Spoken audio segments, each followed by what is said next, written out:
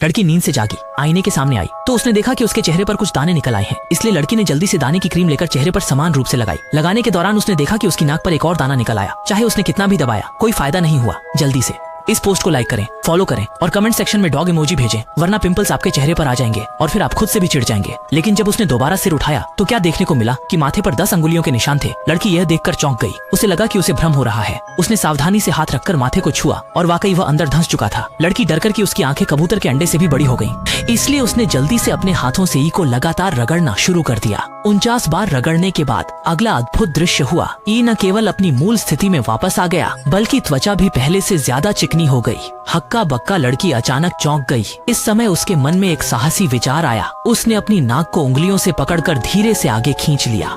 हे भगवान, नाक सचमुच पतली और लंबी हो गई। इससे लड़की बहुत खुश हो गई। फिर उसने नाक को वापस दबा दिया। इस समय लड़की ने बगल में पत्रिका के कवर पर मॉडल की तरफ देखा और उसके दिमाग में एक साहसिक विचार आया। उसने पहले अपना माथा 5 सेंटीमीटर ऊपर खींचा, फिर ठुड्डी को 10 सेंटीमीटर लंबा किया, फिर छोटी आंखों को बड़ा करके तस्लान की बड़ी आंखों में बदल दिया और छोटा चेहरा ऊपर की तरफ खींचा। तुरंत वह तरबूज के बीज जैसा चेहरा बन गया।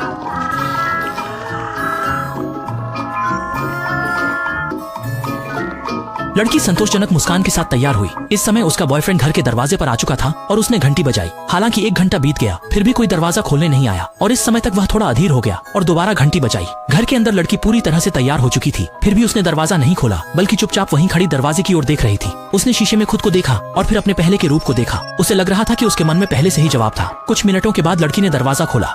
आखिरकार लड़की ने फिर से खुद को पहले जैसा ही रहने का फैसला किया।